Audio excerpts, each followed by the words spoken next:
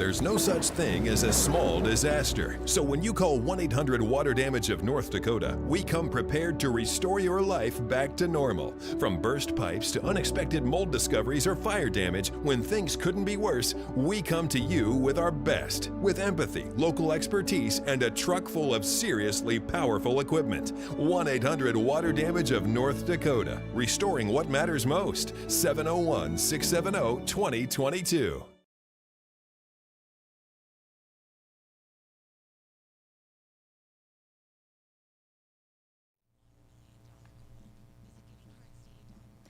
Hello and good morning. I'm meteorologist Lisa Green, and welcome to this Valley News Now weather update brought to you by 1-800-WATER-DAMAGE of North Dakota. Today we are talking clippers again. We've got another one, our next one, moving in for tomorrow and lasting into Sunday as well. Leading up to it, it's cold still this morning, and then we're still looking at our warm-up coming up for next week. So here we go. Let's get into it right away, and we'll be talking about our travel planner here, what to expect as we are making our way into the next couple of days. So here's a look at our planner. We're going to start with today. Today is going to be on that colder side, but travel, pretty low impact here. It's been pretty frigid this morning. We'll take a look at the numbers on that in just a moment. But dangerous wind chills that we've been experiencing too, though the cold weather advisory has expired, and just a quiet day. So if you need to get somewhere this weekend, today may be your day to do it when you get a chance. Now, looking at Saturday morning, we begin our first alert weather day, and we've got the potential for some blustery south winds to kick in as early as the morning hours, and that's before the snow arrives. So that may lead to some drifting on the roads with any fresh snow or just loose snow that's out on our roadways and fields that may get blown around a little bit. So again, looking at a little higher impact travel, but the highest impact travel happening in the second part of the day Saturday. Midday, afternoon, evening, we'll see that snow move in from west to east. We'll show that for you. We'll track that for you coming up. We'll have some light snow. It's not going to be heavy, but that plus some wind, where we're talking 30 to 40 plus mile per hour gusts, could lead to travel impacts, especially Saturday night and heading into Sunday. Now, Sunday morning hours, we're still tracking some snow showers going on, but that gradually moves on from west to east, and then it's just some blowing and drifting. The wind does ease up on Sunday, so there is some relief there as the day goes on, but still could have some remnant impacts for travel. So that red light means potential for high impacts, and definitely want to stop and check things before you hit the road as we're looking ahead to another wintry system here. So let's take a look at our lows from this morning. We're going to take a look at lows from the North Dakota Agricultural Weather Network, or NDON. A lot of these sites are out in ag country, out in open fields, away from city centers. And so we get a lot of readings here that can be much lower than, say, within a city center where we get some readings, especially at airports where we get a lot of our readings here. So again, some of our lowest numbers were from these sites. Wales, North Dakota, northeastern North Dakota, we got down to 28 below this morning. Williams and Kennedy, Minnesota, both in Kitson County and back over into Roseau County. And over toward Lake of the Woods, rather, we're definitely seeing some pretty low temperatures, 26 below. And Roseau, also 25 below. And then Candu in North Dakota down to 23 below, and Humboldt also down to 23 below. So that's some of the sites that saw some of our lowest numbers. And as we take a look at our readings from other places in the valley, you can see that we've got places that were cold throughout the region, with our lowest numbers happening in the northern valley and to the east. So that is going to be up toward Badette, again, close to the Williams area and Lake of the Woods County, 24 below. Roseau, again, this is at the airport, not at the NDON site. We were down to 21 below. Howlett got down to 20 below. Langdon, 26 below. And Grand Forks, 18 below for our low. and Fargo and Moorhead, both airports reporting 15 below. So again, it was chilly this morning is the bottom line. We didn't set any records, but definitely cold. Right now, that beautiful blue sky, once again, getting to enjoy some sunshine and temperatures on the rise. We're currently at 5 below zero in Fargo and 3 below zero in Grand Forks and Fergus Falls. Warming. We're at 1 degree above. That's the toasty spot on our list. But you can see that there are still some wind chill impacts happening here. Langdon, it feels like it's 26 below zero, and Fargo has a wind chill of 18 below. Lots of sun. So wind not super strong, but it is enough with our temperatures as low as they are. And we've got some areas where wind speeds are up to 10 miles per hour, Aberdeen, Bismarck on the map there. And we will continue to see wind kind of in that range through the course of the day today. So looking at your radar and satellite map, it is quiet, nothing to worry about yet. We're looking north and west for that next clipper that will eventually start pushing its way in for tomorrow. So again, first alert weather days for Saturday and Sunday. For the wind, that'll start picking up Saturday morning, and then the snow showers move in the afternoon, maybe even midday for some areas. And then for some spots, it holds off until night. So again, we'll time that out for you in just a moment. And then lasting through Sunday, those higher gusts, that snow that may get a couple of inches, that will be enough to pick up and blow around, causing some travel impacts. So let's get into the timing.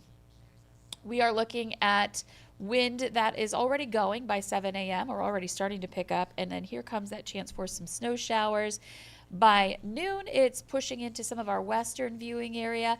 Now, models are showing various timelines on this. Some hold it off a little bit longer. Others bring it in a little bit before noon. So just be aware that if you are in some of our western communities like Devils Lake and Jamestown, that you'll want to start watching the radar in the morning hours and see the timing of that when it's going to come your way.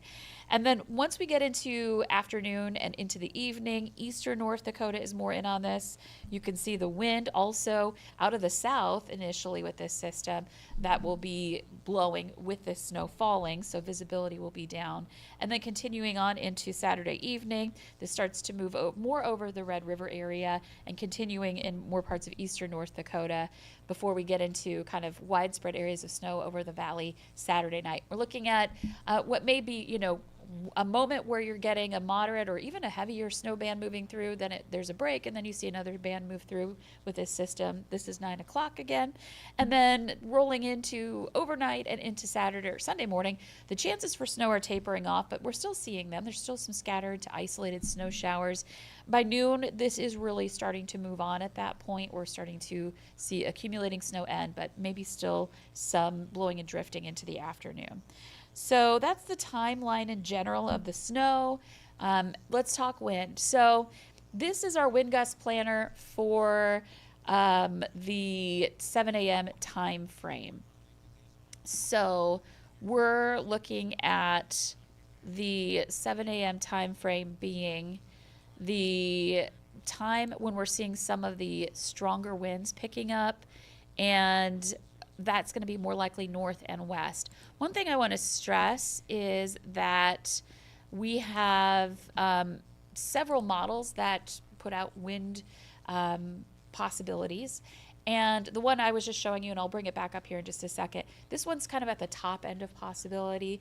Other models aren't going as strong, but I wanted to show you what is in that realm of possibility, more at the top end, just so you're prepared in case we see these kind of winds. Most models are going 30 plus, some 40s. This one shows a 50 or 2 in the mix. So I'll bring this back up again. So you can see up by Langdon, Raleigh area. So this is likely when we'll see our strongest winds is as the system is approaching and as the snow is starting to move in. So that south wind that's blasting in is on Saturday. And then as the system moves out, we'll still get some wind, but I think it's not going to be as intense. So that'll be interesting to see here. So we've got that south wind, warming temperatures with that too. Our temperatures are really going to be climbing through the course of the day. And then moving on into Saturday afternoon, you can see there's that potential for 30, 40 plus mile per hour gusts. And again, top end possibility near 50 miles per hour. Now moving on into the late night hours, that strongest wind field starts to move more into Minnesota and we're still windy, but you can see we've got more gusts 20s and 30s plus in eastern North Dakota at that point. And then overnight, as we continue to get snow, we're looking at areas again in that 30 to even 40 mile per hour range going on Sunday morning that could cause some issues with travel, but the intensity is not as strong as we may see Saturday leading up to it. And then moving on into the later morning hours, still blustery, still getting gusts in the 20s to some low 30s. But once we start pushing into the afternoon, still seeing some breezy weather, but it's in the 20s mainly. And then eventually heading into the night, that really starts to ease up. So again, Saturday and Sunday going to be both days where we get some impacts. So snowfall potential, we've been looking at the European model all week, and so I wanted to continue to include this one. And this is pretty in line with others that we are watching as well, where we're looking at a large area here where everybody has a chance for some snow, and then we've got that lightest blue into medium blue on the map. And that's what I want you to pay attention to, is the colors, not exactly where the colors are going to be. So we're looking at 1 to 3, maybe a little over 3 inches of snow on the top end. And then everybody will be kind of in that range of getting about an inch at least. And then some may get a little more than that, depending on where those heavier bands set up. So this could shift a little farther west, a little farther south. But the bottom line is in that 1 to 3, maybe 3+ range for a couple of spots. So that's not a lot of snow, but it is enough for the wind to work with. And so that's why we're talking about blowing snow potential going on through the weekend, and reduced visibility and blowing across roads. That means some buildup on roads that could lead to some slick spots. And this all comes with some warming temperatures, some warm air pumping in the wake of the system moving through. And you can see that we've got excuse me, I think I need a glass of water here. We're looking at temperatures that are on the rise. So we're going from single digits, double digits below zero Saturday morning.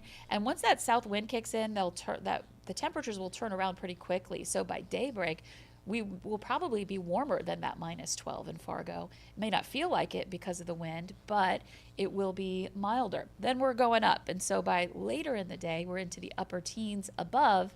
And then as we turn the calendar into Sunday and into that first day of February, we continue to climb into some 20s. And all during that time, we're watching out for that combo of snow and blowing snow.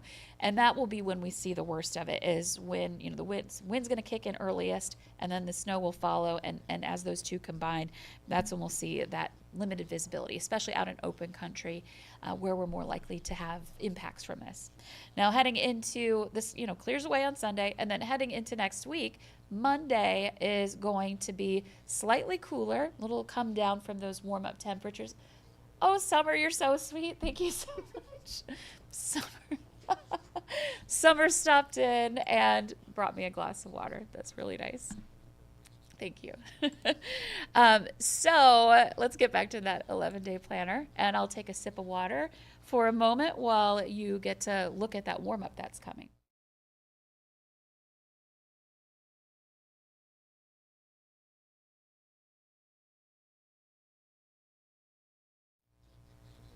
Okay. Oh, that feels much better. Okay, so we are looking at temperatures that are going to be rising quite a bit. Some teens by Saturday, and then heading into Sunday, looking at some 20s coming up here for Sunday afternoon. And so that's going to feel great somewhat. There's going to be that wind chill effect, but it doesn't feel much, much better. And heading into Monday, there's that little bit of a come down after that system moves on, but 15 degrees, that looks really good compared to today's high. And then we build off of that into next week. There's another chance for some snow on Tuesday. Heading into Thursday, we could really warm up. After that system on Thursday, some models are hinting at a cool down, so we're going to be talking about that in the weather department coming up here. I'm hoping we can keep at least temperatures above zero, but into February, it can also get very cold. You might remember last February was our coldest stretch.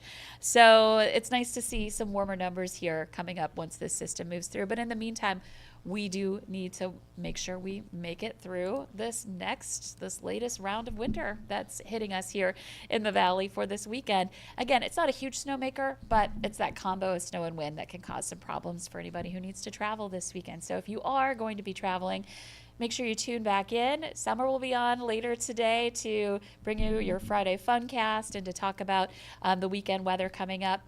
And of course, you can watch all of our shows, newscasts throughout the course of the day. And anytime you can check the VNL Weather app and our website for the latest temperatures, radar, and we also update the forecast there. A real person is working on that forecast. You can watch our videos and see what we're thinking for this system as it moves in. And we'll be tracking it for you too as it moves through on Saturday. So I hope you have a great weekend. Nice to see those temperatures on the upswing. It just comes with that price of that clipper moving through.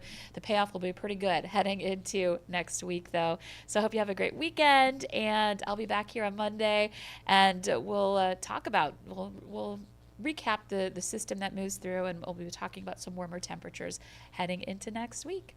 This has been your weather update brought to you by 1-800 Water Damage of North Dakota. There's no such thing as a small disaster. So when you call 1-800 Water Damage of North Dakota, we come prepared to restore your life back to normal. From burst pipes to unexpected mold discoveries or fire damage, when things couldn't be worse, we come to you with our best. With empathy, local expertise, and a truck full of seriously powerful equipment. 1-800 Water Damage of North Dakota. Restoring what matters most. 701-670-2022.